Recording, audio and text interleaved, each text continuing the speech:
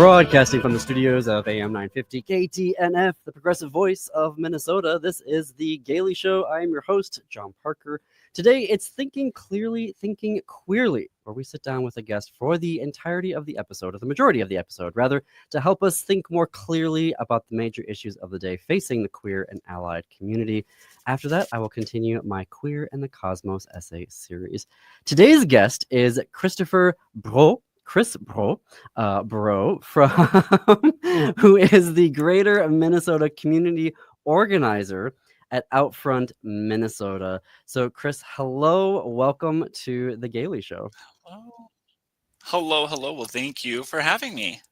Absolutely. So tell us a little bit about yourself, because we were talking about before the show. You don't have your bio written on the website yet, which is for a variety of reasons. One of which is you're new to your role or newish to your role, but also there's some privacy issues that we all should be thinking about as we're posting our information on the internet. So tell us, Chris, a little bit about yourself. Yeah, thank you. So I joined Outfront Minnesota, or as I like to say, OFM, because it's a bit of a mouthful. It's been about 6-ish, maybe 7-ish months or so. I have a husband. This June, we will have been together for 18 years, which is a very long time. We met in Arizona. Thank you. It's a lot of work. But we met in Arizona, which is a very red state, and we had a lot of challenges there. And so we were never going to live in Arizona as our forever state. So we ended up coming up here to Minnesota. Minnesota has been at the forefront of gay trans rights for a very long time. Some people say gay pride. Y'all started that. And it's beautiful and it's gorgeous. And that's one of the big reasons that we and so many others moved to Minnesota. I was in the veterinary field for decades. So your little fur babies, those have my full heart. But I quickly realized that in Minnesota, while it's very supportive, it's very easy to tilt to the unsupportive side. And I refuse to let Minnesota go down that path. So reading the job description for Outfront Minnesota as a greater community organizer, I literally had tears. I was like, this is perfect. This is what I want to do. And so I joined, and it's been a wild, busy, wonderful, inspirational process so far. So this is great, and I really want to break down your role, because I think that when we talk about gay pride, LGBTQ rights, that inevitably has a Twin Cities focus, because a lot of that organizing came from the Twin Cities. A lot of the visible one, all the legislation happens in the Twin Cities. But your role works in Greater Minnesota, which has a huge impact on how the direction of the state, as you were saying there. So break down your role and what you do for Outfront Minnesota. It's a great question, because really the role is, what do the communities need? So it's two pieces. Firstly, getting in the community, connecting, and figuring out how we at OFM, who haven't always been in Greater Minnesota spaces, can help support the work that's already happening there, right? We're one org, and there are many orgs and groups and people out there doing fantastic job. I have been so inspired. There's Transitioning the Iron Range, Saga Youth, Zeke, the director of the LGBT Center in Mankato, has been fantastic. So really getting in communities and figuring out how can we as an organization support. And then the second piece is how to activate these groups to pass legislation, not even just for the state, but it might even be something local. We talk a lot about school boards and the impacts that they can have. And that's a very local group and a very local activity, right? And so that's really where we start to come in, probably later this year, after I've had some community connections, that we'll start talking about how local elections and voting have much greater impact on your equitability, your safety, than sometimes federal or even state voting options. So we do a great job individually, but we do a much better job when we all come together. And so that's the point of my role. Get us together, and let's make sure we have an equitable and safe future, that we can all be wonderful, weird, unique selves. You say OFM, and I keep thinking, is that a radio station? I'm gonna have to get used to that. I can you unpack for me a little bit more the idea of activating local groups and encouraging those local groups and empowering them from the OFM perspective? Yeah. So a lot of times people are just scared. They don't know what to do. Like, what are action items that they can take, right? That's the biggest question that we get right now. What can I do?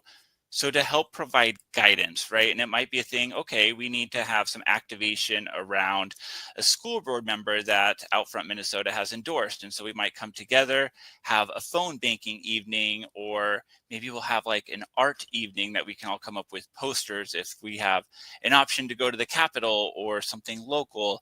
Um, Whatever is really needed for that moment, it is kind of what we would activate the groups for and towards.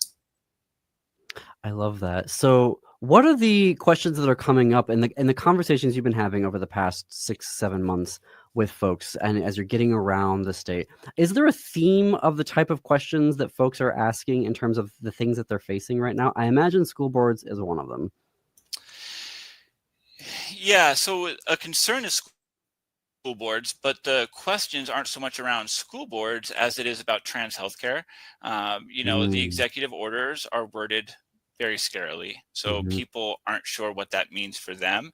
And so I think it's really important that people understand that executive orders are not law. It doesn't mean that just because a president says something that overnight, all of a sudden, that's just the rule of the land. It helps direct people in a certain direction when making governmental decisions, but it's not law.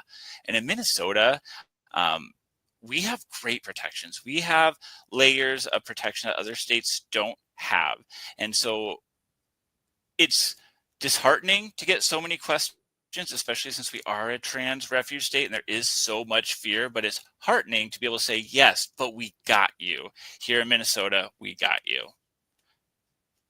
It's interesting because there's so much of a network in terms of the number of organizations that are in the cities, and I think you see some of that in, your Mankato's and your Duluth and your Rochesters and your St. Clouds, but as you get out into more of the greater Minnesota, so outside of those cities, that network of support sort of just isn't there yet. So is that something that you find coming up a lot in the conversations you're having? Is connecting folks to those, like bridging that distance, if you will? It is. And it's been a bit of a challenge to figure out what orgs and groups are in more rural aspects. To your point, there are mostly groups. Mankato, Rochester, Twin Cities, Duluth, but what do we have in Virginia? What do we Hmm. have in Fergus Falls? What do we have in Austin? And so I've been working with different groups and just meeting to see who can and be available at those different resourcing abilities. There are some great. Mary with RAAN, RAN, they do some great rural work, right? We have some great partnerships with our part-time Duluth organizers with the Sisters of Harm Reduction, and they've gone out to different places that are a little bit more rural and just outside of Duluth. And so there are groups that want to show up and do this, and I'm slowly piecemealing who can and who has capacity to do such. So yes, it's a challenge, but we're working on building a bridge to connect people to those resources, because there are some great resources. And I would also just plug, libraries have been fantastic. Yeah. Kudos if you know a librarian, give them some extra love. They get a lot of slack for providing so many resources and support, and they are a pivotal cornerstone of community resources. So definitely reach out to your local library if you have questions. Absolutely. We're a big pro library, pro book show. Folks who've been listening for a while know that I'm zero in on particularly book bans. Those get my ugh. But this role is Oh, so yes. your role rather is so important because like my dad's family is from Northwest Lower Michigan. That's where I went to high school. Leelanau County, there wasn't even a full stoplight, right? We had blinking yellow lights. We did not have a red, yellow, green light in the entire county. And so that isolation that you can feel, even though like you go to school and that library is there, or those, that great teacher is there, you're still busing back out 30 minutes, 40 minutes back out to your town, which may only have, stop signs in it. You know what I mean? And it's that there is that risk of isolation. But something I learned then moving to the cities is that isolation can still happen in major metropolitan cities, right? As well, if that's not necessarily unique to um, those rural quote unquote spaces, because there can be some challenges, right, when you live in the cities as well. But I think that your role is it's just so important, and I'm glad that we're seeing that there. What do you what do you expect to see as you're moving forward in this role over the next 6 months? Yeah, the next 6 months is really still about getting into communities. With the first 6 months, I have gone everywhere and anywhere where people will have me. And a lot of that has been in northern Minnesota. And so just tomorrow, I'll be traveling down to Rochester and Plainville to make some connections and hopefully support those communities in whatever way I can, right? And I think you say a really important thing about the isolation. And I would say that there are options for that. When I mentioned transitioning the Iron Range, they do a lot of their stuff online. And so there are in Mhm. this day of technology a lot of other ways to connect, even if you're at home. Instead of having virtual work, it could be a virtual hangout session, which more and more groups are starting to do.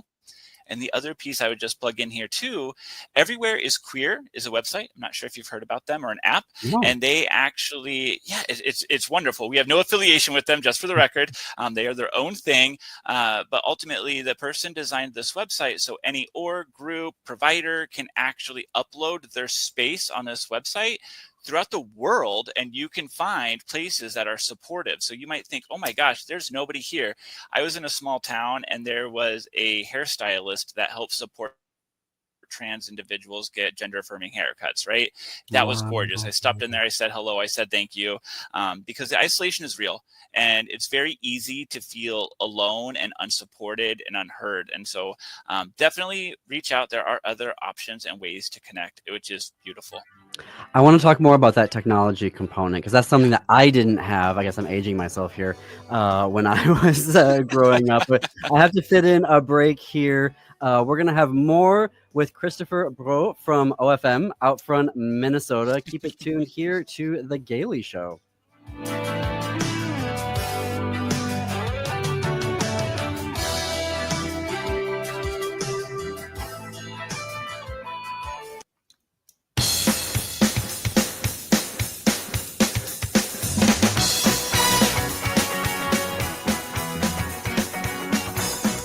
Welcome back to the Gailey Show. I'm John Parker. It is Thursday, which is our time of the week for thinking clearly, thinking queerly. Our guest today is Christopher Breault, who is the Greater Minnesota Community Organizer at Outfront Minnesota. Before the break, Chris, you were talking about technology, an amazing website that I'm going to go check out. Everywhere is Queer website, where you can upload your business or organization to let folks know that everywhere is queer. Talk to me more about the technology aspect of things and how you can use technology, because that is something like okay, really aging myself now. So when I was in high school, AOL chat rooms were the thing.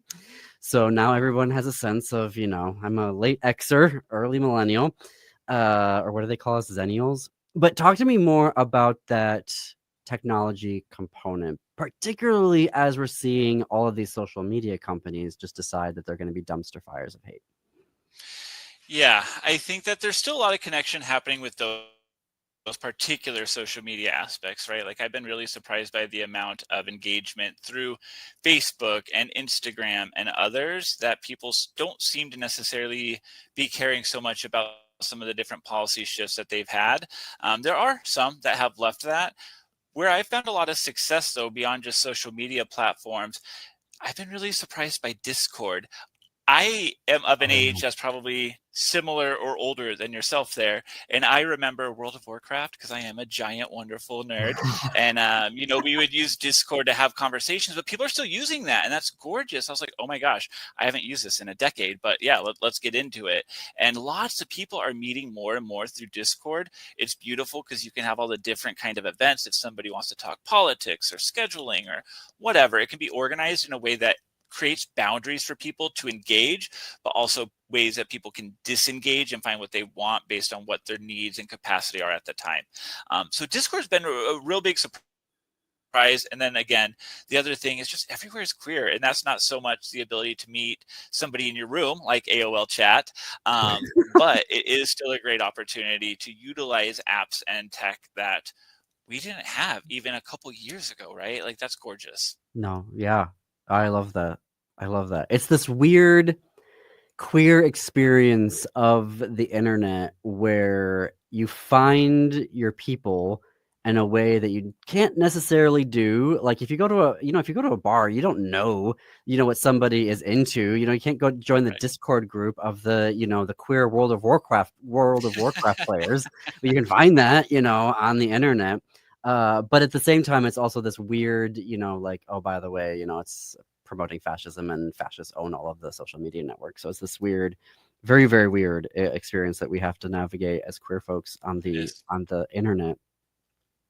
I am so the orange elephant in the room. I am curious what reactions thus far have you been dealing with? I mean, it's 6 to 7 months you've been sort of dealing with the election and the impending potential arrival of the orange elephant fascist, and now we're in it. What have been the reactions that you've been getting and the needs expressed from folks based off of his, campaign and now election? Fear and anger, those are the biggest things that are happening. And it's so important for people to remember that it's only been a month, I right? know, right? We have 4 years to go on this.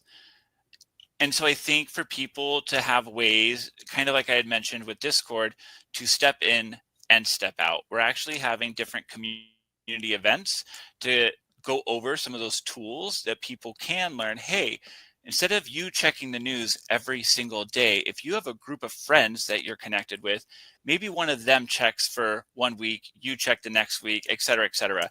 And so there are very real concerns that are happening right now, but it's important that we keep them in their place and understand that we have power as well, right? One of the big concerns that I just found out today is with federal funding. At Outfront Mhm. Minnesota, we're in a fairly good position that we have some, but not all of our funds come from federal funding. But with the executive order and what's coming down the pipeline, there's going to be legal challenges. It's very possible that most of these things won't ever see the light of legal day. But in the meantime, people are already getting ahead of that. I don't want to say anybody, but there are certain organizations that are getting rid of pronouns already. They don't have to Mhm. legally, but they're fearful that if they don't do that now, later on, when and if these things happen, they might just lose federal funding. And that's really unfortunate that we're already kind of acquiescing to this and there's no need. It's that fear. Mhm. Yeah, there is that. I'm gonna like 100%. I'm gonna also offer to that as a former chief diversity officer. So I worked in higher education for 10 years. The majority of that either in chief diversity officer roles or in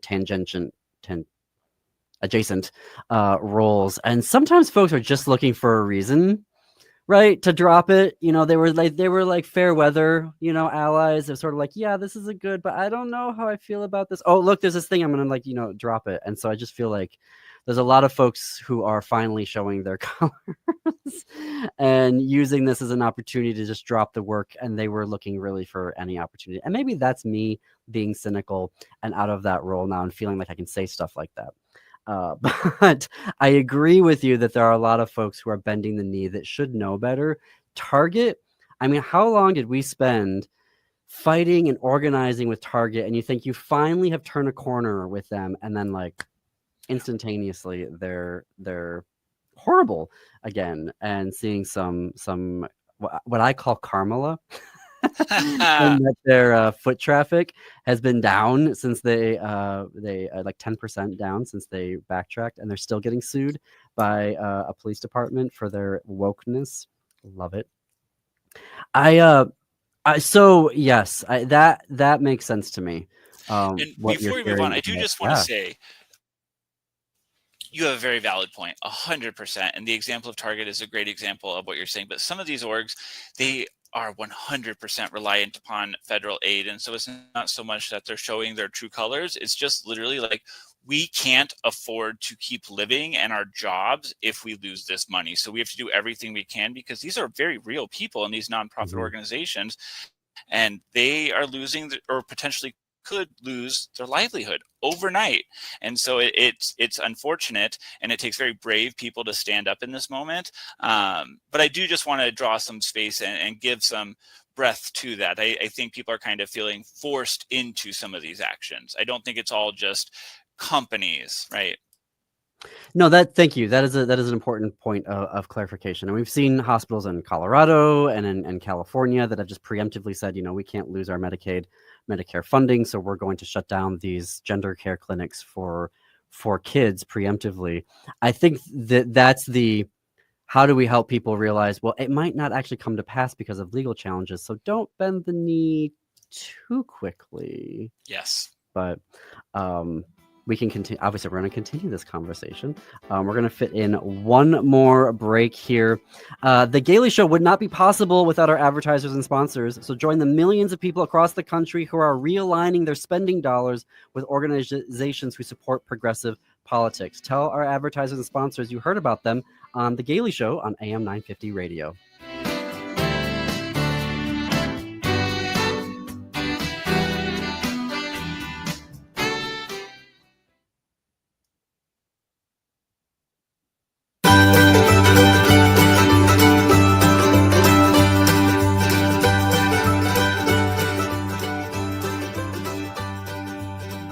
Coming to you from the studios of AM 950, KTNF, the progressive voice of Minnesota. This is The Gailey Show. I'm your host, John Parker. Hello to those streaming us on our YouTube channel, simulcasting, youtube.com/@TheGailey Show.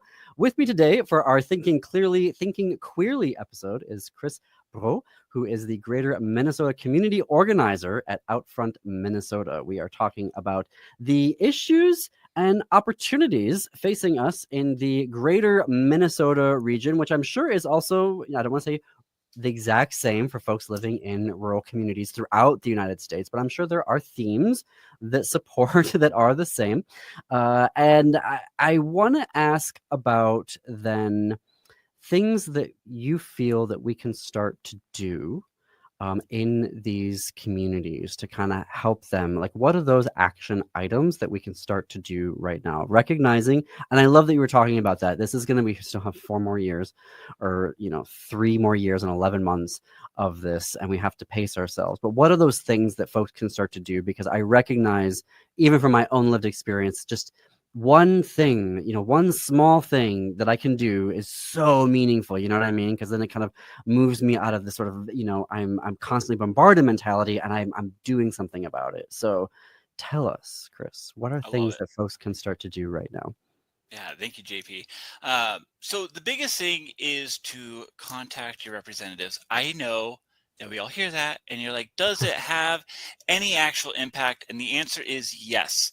So the way that your representatives gauge your for or against a topic is how many of their constituents email and call them. And so they actually track those. And so if you are reaching out to your representative saying no or yes on this policy, this bill, this law, that does matter, and how they show up and discuss certain things will change. They want to be reelected, right? Beyond just the reality of checking boxes and making sure that we are showing up and getting our voices heard, yes, no, for policies, it slows down the machine. There are several representatives that have mentioned how, as Democrats, the most calls and emails they get are from Republicans. And these Republicans are not calling them to try to change their mind about a certain bill, about a certain topic and issue. It's literally to take up the time. It is a political maneuvering that works. And so I What? highly recommend, yes, that you call, email your representatives as much as you can. You can easily, if you go on the Outfront website, you can find your representative under policy and organizing. If you scroll all the way down, and or when you go on the website in the upper right, there's a take action button. There are currently 2 policies that are anti-trans that the Minnesota state is hearing, and they're both grossly inappropriate, and they go against what Minnesota has stood for so long. One is going to be the HF12, and this is Minnesota's attempt, a certain group of people in Minnesota's attempt, to be in alignment with the executive order that bans transgender individuals from playing on the team they chose, and instead making it so they have to go with sex assigned at birth teams. It's really important that you go on there and support and email your representatives as you are able and have the time. They've already heard arguments about it last week. We don't think it's going to go into law. Our Attorney General, Keith Ellison, has come out with a public release of a formal legal opinion. And it basically says that our Human Rights Act supersedes any sort of executive order. So our leadership, they are buckling down, and they're holding the line. They're making sure that these things are not coming to pass in Minnesota. But we have to make sure that we stay vigilant and letting our representatives that no, we don't want this to happen. The other piece is SF1295.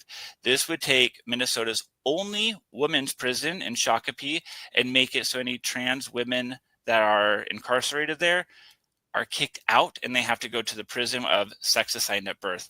Obviously, there's a lot of issues with that for safety, psychology, etc. So please go on the website, and these are things you can immediately do. It's very simple. The email's auto-generated for you. You just have to fill out a couple little quick things, press some buttons, and it's done. So walk me through that bit. So let's say I'm 23 or I'm 67 and I've never done anything like this before. I've never sent an email. I've never made a phone call. But what does that mean? So I go there and I click the button. Like, will they contact me back? They might. And there are, I don't have it up in front of me right now, but there are some great websites out there that actually have literal scripts of what you can say if you're talking to them, if you're leaving a voicemail, and or if you're doing your own email. One of the things I do want to stress with this, it is very important that you provide your address. That can be really weird and feel funny for people, but they do have to confirm that these are constituents to really count towards the way they look at a legislative piece. So if I'm not comfortable giving my address, it's not going to count towards how they're going to act, but it's going to count for slowing down the machine. And so that's a great thing. My husband, who is he's not politically active, but he's not politically active like I am. right. And so he'll call and he'll just be like, I don't like this. Like, why are you doing this? And that's what it is. And so it doesn't have to be something super fancy. You don't have to be a legal or a political savvy expert, nothing like that. Just getting your voice out there is great. And at least let's slow down the machine. It's rare that the federal government moves as fast as it does, like it is right now. And so it's really important that we slow it down. Yeah. Anything we can do to throw some mud in the machine and the gears there. So tell me more about, I'm a person that has a DFLer who represents me in the House and the Senate. They are amazing. I don't need to email them, right? Do I? It's not going to hurt.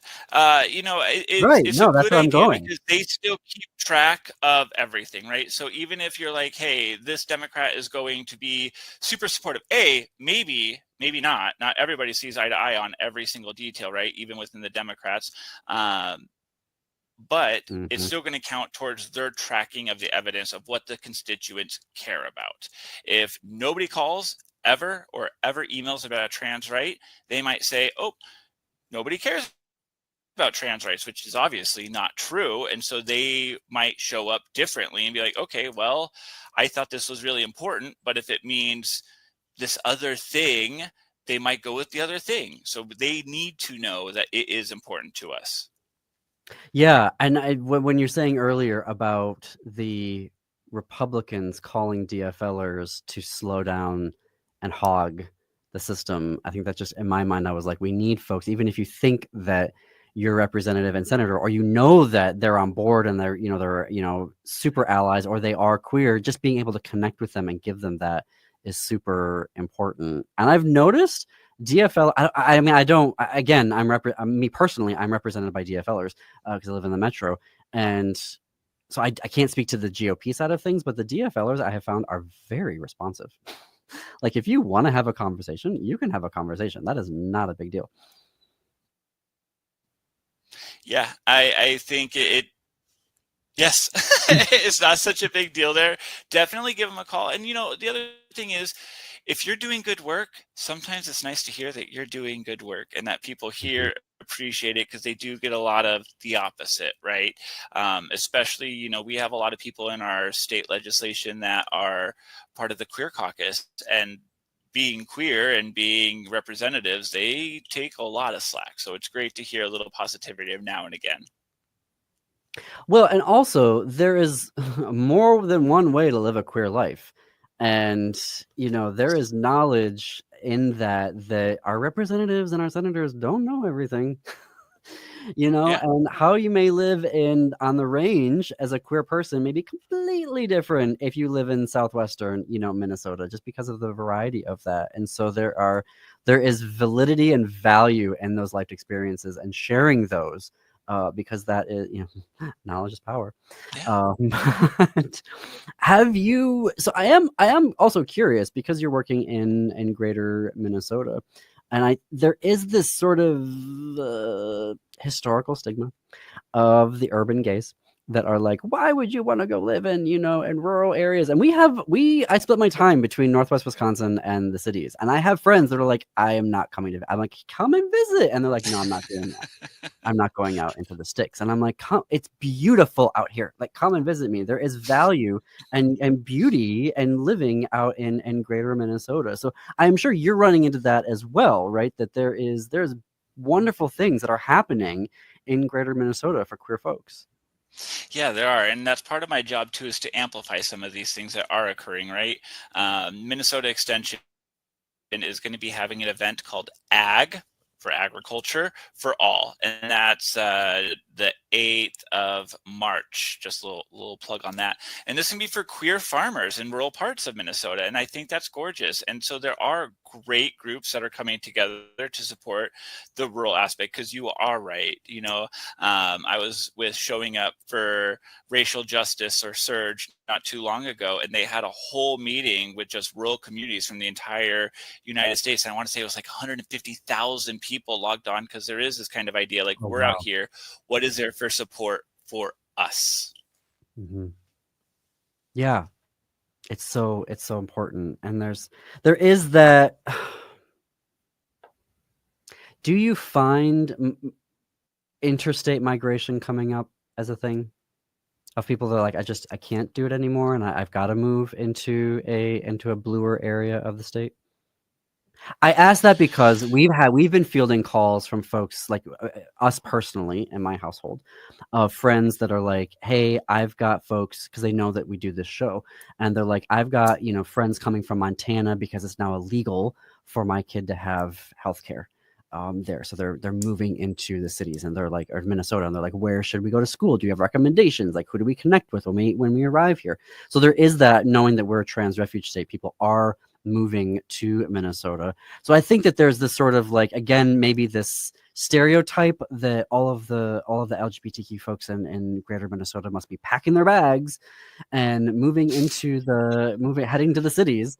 But is that something that you see happening in the conversations that you're having? Well, with housing costs being the way they are, not so much. Right. If you're stationed in a place, you're going to be stationed where you're at. Um, no, to be super honest, I'm not seeing that. What we're seeing is that people are moving into these rural areas and then hopefully finding community, right? Trump coming on, it's only been a month, and trans refuge state status has been over a year now. And I can't think of an event that I've gone to where somebody hasn't been, hey, I've moved here because it's a trans refuge state. And I think that's gorgeous. And so, yes, there are a lot of people that are going to generally go to the Twin Cities, especially if you're from somewhere that's not Minnesota and you don't know. But it's not something that I'm really seeing happening. Most people are trying to come together and make more community, or at least from what I've experienced. What I'll say is my husband and I live in Anoka County, which is not necessarily super advantageous and has been in the news for not being super in alignment with my own lifestyle.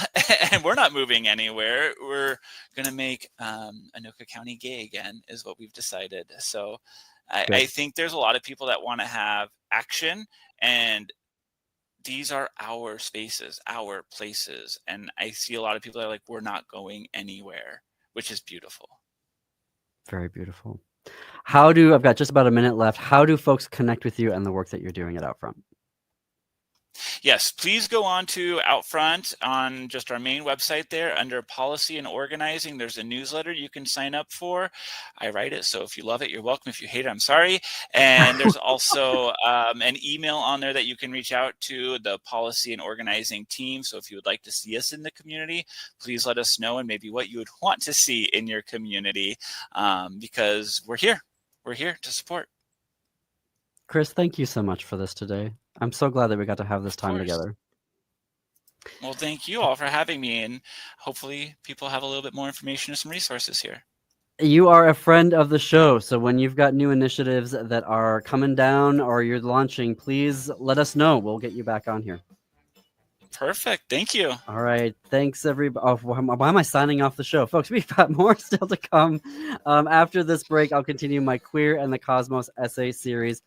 More to come. Stay tuned. See you on the flip side.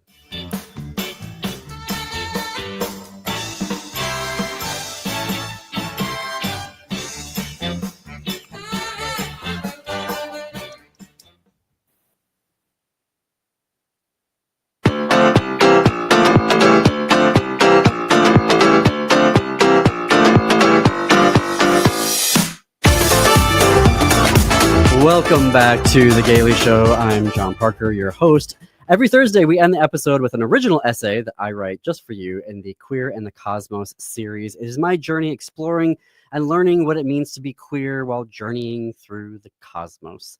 So here we are. This is actually picking up from last week's essay where I shared the story of an astronomer.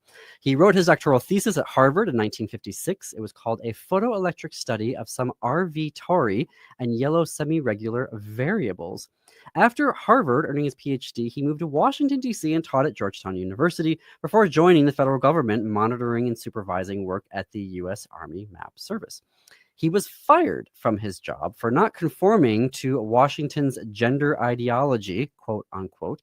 He was gay, investigated for it, fired, and his security clearance was revoked because he was gay, even though he never admitted to being queer. This revocation of his security clearance meant he couldn't work for universities or private contracts or on astronomy work or contribute to NASA's space race in any way, because even with those private organizations and universities, you need a security clearance to interact with the federal government. He appealed his firing to the Supreme Court. His argument was that whether or not he was gay was irrelevant. It should have no bearing on his employment, and the government did not have a right to investigate it. He lost that case, and he never held a professional position in astronomy again. This gender ideology that was enforced upon him started with a presidential executive order. In 1953, President Dwight D. Eisenhower signed Executive Order 10450.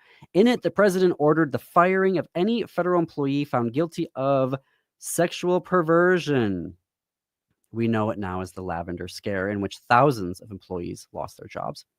Congress took it to a whole other level, this executive order, when Senator Joseph McCarthy waltzed into town with his aggressive anti-communist brigade, a singular man that no one stood up to for years, a man that leaders of both parties let have his own Senate committee to attack Americans and ruin their lives firing them for being LGBTQ and going beyond that. Yes, he was eventually disgraced and run out of town, but for years he was allowed utmost power to ruin queer life. Our astronomer that I've been talking about was Frank Kameny, a man who gladly would have spent the rest of his life studying the riddles of the cosmos. After he lost his case at the Supreme Court, he co-founded the Mattachine Society. The Mattachine Society was conceived of by Harry Hay, and this was at a 1948 party for the presidential candidate for the Progressive Party, Henry A. Wallace. Harry wanted to create a gay political organization called Bachelors for Wallace. Now, for progressives, Henry A. Wallace is a figure we need to reconnect with and learn from, but that's going to have to be a history for a separate show. Our astronomer, Frank Kameny, took up the call for activism. He had made history as the very first American to argue a civil rights case based on sexual orientation before the Supreme Court. So he forms a group called the Mattachine Society of Washington, which was part of this larger constellations of groups connected within the broader Mattachine Society. He started to write letters to everyone, including President Kennedy himself.